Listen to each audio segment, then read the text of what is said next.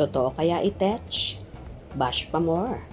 Paulo, sinasakyan nga lang ba ang trip ni Kim Chiu?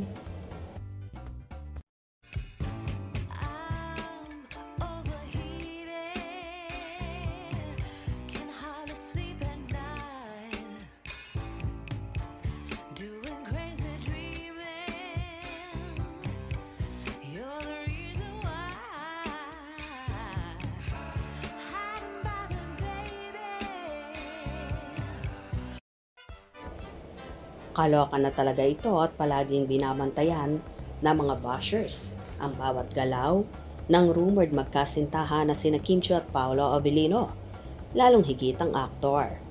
Sa mga nagdaang interview ay madami daw ang nakapansin na tila cold daw ang pakikitungo ng aktor sa dalaga. Kaya naman binibigyan ng issue ang pagiging matamlay daw ni Paolo kay Kimi, na tila sinasakyan lang daw ng aktor ang trip ng dalaga. Kaya walang kagana-gana si Paolo at halata daw scripted ang kilos na ipinapakita sa multimedia idol.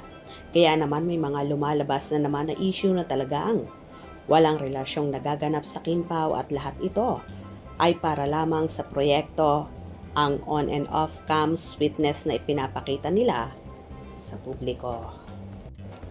Kung titingnan ang kasaysayan ni Kim Chiu, matagal na siya nasa industriya at nasubok na sa iba't ibang hamon.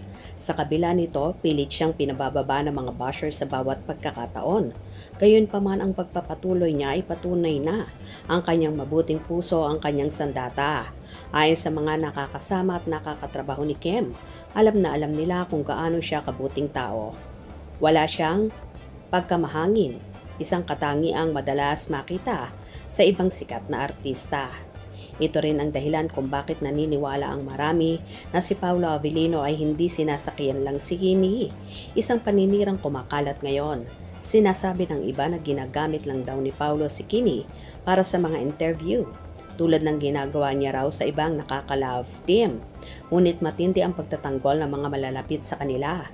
Paanong mapipilitan kung halos ayaw mag-iwanan ni Paolo sa actress? Sa halip na magkunwari, si Pao pa ang nag-aalaga kay Kimi.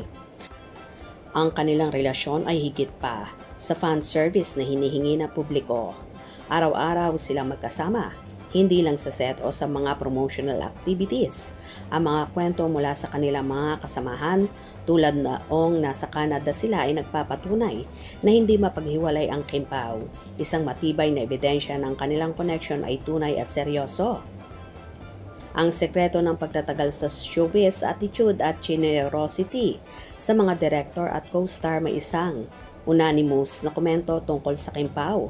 Maganda ang kanilang attitude at maganda silang katrabaho. Sa isang industriya na mabilis magbago, ang pagtatagal ng isang artista ay nakasalalay sa higit pa sa talento. Ang tunay na sekreto ay nasa mabuting puso at pakikisama. Sila ay very generous pa. Isang katangi ang nagpapatunay sa kanilang pagpapakumbaba at kagustuhang tumulong. Ang pag-uugaling ito ay hindi lamang nagdudulot ng positibong karanasan sa trabaho, kundi nagpapalawak din ng kanilang network ng mga nagmamahal at sumusuporta. Kung hindi totoo ang kanilang pagiging mabuti, hindi sila magugustuhan at mamahalin ng mga batikang artista tulad ni megastar Sharon Cuneta. Ang pagkakilala ng buong Kapamilya Network sa kanila ay isang malaking tagumpay na hindi kayang bilhin ng kasikatan lamang. Sa gitna ng matinding suporta at matibay na pagtatanggol sa kanila, hindi maiiwasan ang tanong na bumabagabag sa lahat.